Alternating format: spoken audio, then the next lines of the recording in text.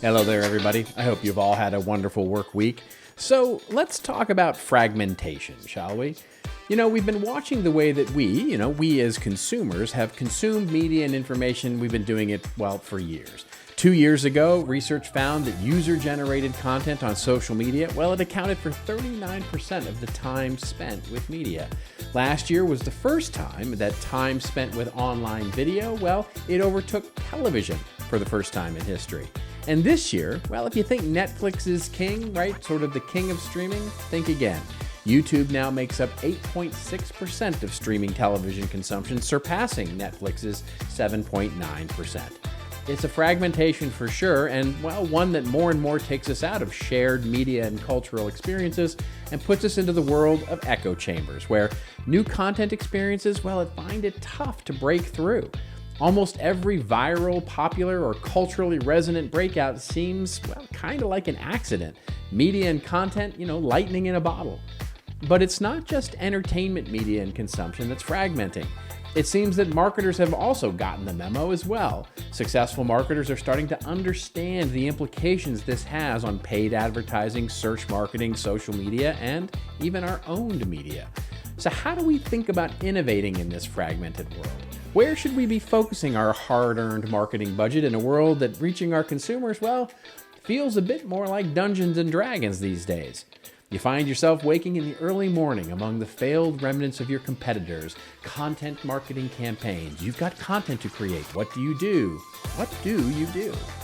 Well, let's roll the dice, put on our best engagement spells, and find out how we did. This is a few minutes of what's new in marketing that might help you lead your business's strategy. Let's roll.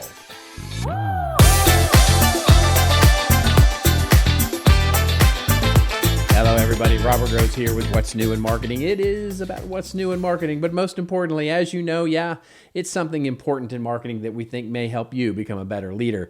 And if we can help you or your team with content marketing services, and that includes custom training or consultation or just help with your ongoing content marketing approach, get on over to contentmarketinginstitute.com, fill out that form, and let's have a talk about it. So we have been discussing quite a bit over the last couple of months about moving our content experiences out to the edges, social media, all of those edges. In an article and subsequent webinar that we did, in fact, we discussed how one of the trends in content and marketing was focus on delivering valuable content experiences in their entirety beyond our website. Now, as much as I find it annoying, I said, well, it's kind of the oxygen that we have in the room right now, and we have to put more attention on designing the experiences on our rented land properties. That's content at the edges. As I also talked about in that idea is that it puts increased pressure on making our owned media experiences even more exclusive, even more valuable. The simplest analogy is that the FAQ, well, that belongs at the edge, and the special you can't get it anywhere but here content, well, that's what belongs on your owned property these days. And in a really informative article this week in Digiday, that point was reiterated when they said that, quote, because of this fragmentation in marketing and media consumption, brand marketers are increasingly more receptive to alternative advertising options to reach consumers. The article spoke to the fact that marketers are now investing in, quote, non-traditional formats, end quote. Now, while Digiday refers to these things as non-traditional advertising formats, many of us, well, we would recognize these ideas better known as content marketing efforts. For example, Digiday used the example of Dr. Rick, the wonderful host of the Progressive Insurance Are We Becoming Our Parents campaign, as a guest on the Hot Wings show. They also spoke about the Pop-Tarts Bowl that happened in December of last year, a wonderful example of differentiated owned media. I would point to things like Autodesk's State of Design and Make report, which has become one of the primary focuses of the company's entire go-to-market strategy. And Lenovo's Late Night IT series on YouTube, that's another key example of content moving out to the edges that takes a different and alternative approach. So the kicker in all of this for me were two quotes from Evan Giordano, a strategist at Mother New York, a creative services and advertising agency. And he said, first, you can't rely on advertising around a piece of culture anymore and expect that anybody or everyone will see it.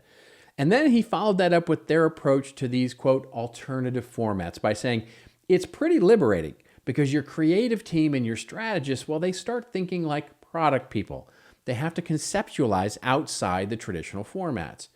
Now, for those of us in content marketing, yeah, we have known this, right? This is something that we have lived. This has long been a focus of how we can build value in today's world of marketing. And in fact, my class on content marketing strategy has an entire module on how to think like a product manager, a media company, to build your content-driven experiences.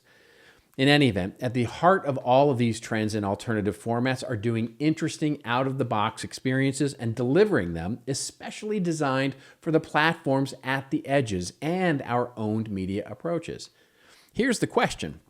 As we start our planning for 2025, can we plan for some interesting swing for the fences types of content-driven experience products?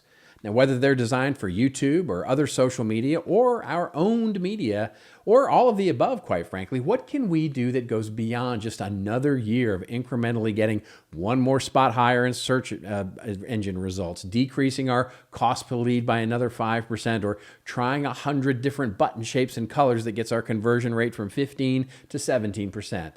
Now, those are important. I don't mean to suggest that those ideas aren't important, no doubt.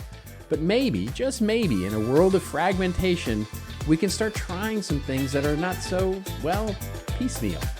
And that's a few minutes of what's new in marketing. Remember, it's your story to tell. You tell it well. I'll see you next week.